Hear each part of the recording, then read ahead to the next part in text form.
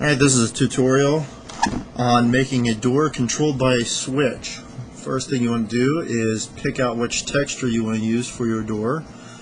In this case, we're going to pick the Hall Door 1, which is a 256 by 256.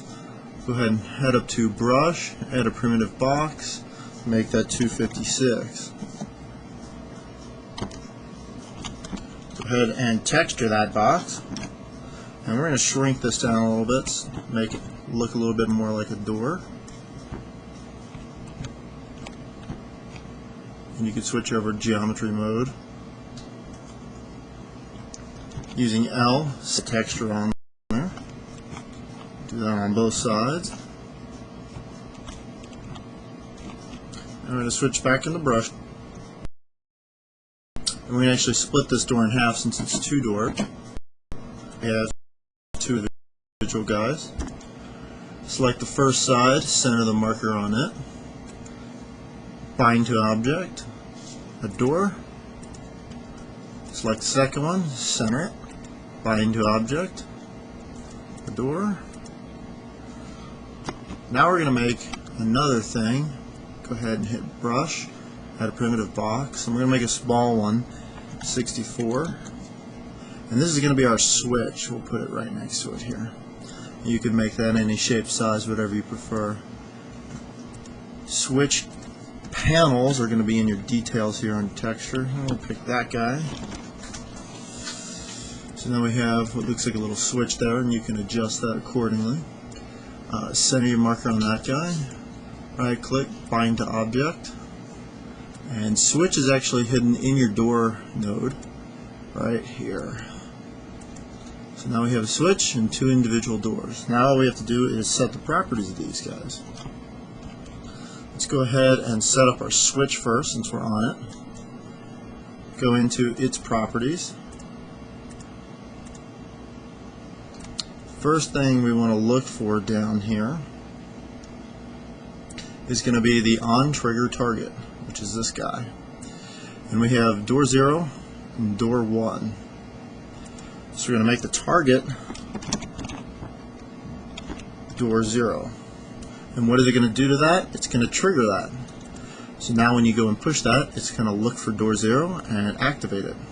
You can also set that as a delay if you want to push the button and have it delay a second or two, what have you. Now we're going to go into the properties of door 0.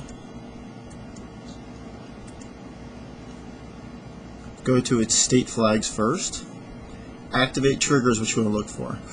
Basically, you're setting this to false because you don't want the player to be able to go up to the door and push it. You want to make him go to the switch and push it.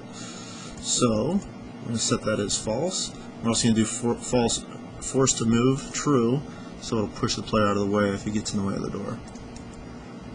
Now we're going to go down to your move distance. Since these are 128 by 256, we're going to set that door's properties to move 256, so it'll be completely out of your field of sight. And you can set your speed to whatever you prefer. Same with your sound, whatever sound you prefer the door to be at. What we want to do is set the move direction here. We want the door to go left and right, so we're going to work with your x-axis here. To move left, you want to be -1. To move right, you want 1. So this door on the left is going to move left. So we're going to set that -1. And we're going to go down to door link, and we're going to find the second door, which is door 1. We're going to link it to that door. So basically what's going to happen is when you hit the switch, it's going to tell door 0 to move, and door 0 is going to tell door 1 to move. Now we're going to go into the properties of door 1. We're going to basically do the same thing as door 0. State flags, activate trigger, false, force move, true. Now we're going to go down, move that 256, 128, whatever you prefer, however much you want the door to move. I would recommend making it the same distance as this door, otherwise they'll fall out of sync.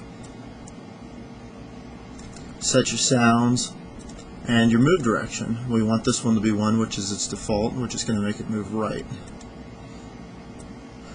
Now on this guy you don't have to set the door length because it's already set on the other guy. If you wanted this to link to a third door, you could do it that way, or a fourth, or so on down the line. Now we're going to go and make another brush, add a primitive box, and we're going to say 1,000.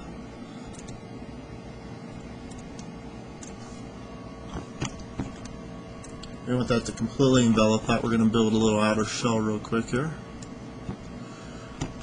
And while you have that selected, hit the F button. We're just going to flip it. Hit Control J to unlock those. So now you have individual guys. And we're going to select container, add a container node, and we're going to put all those guys into there.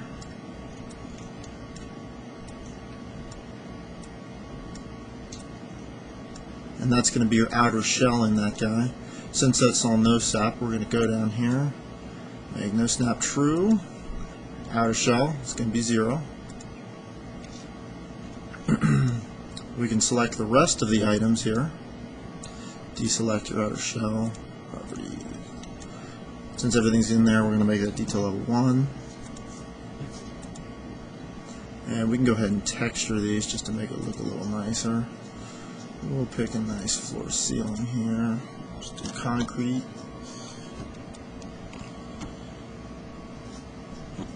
Alright, look at it from the side here. We're going to move that crosshair. You can hold down active around, and that's going to move your point. We're going to object here, your game start point.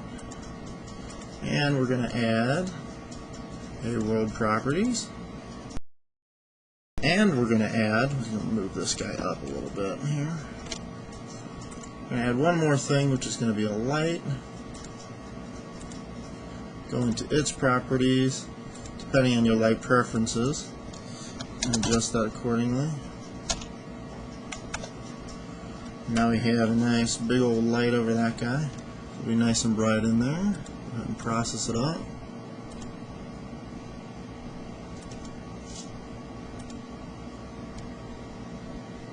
And we'll run it.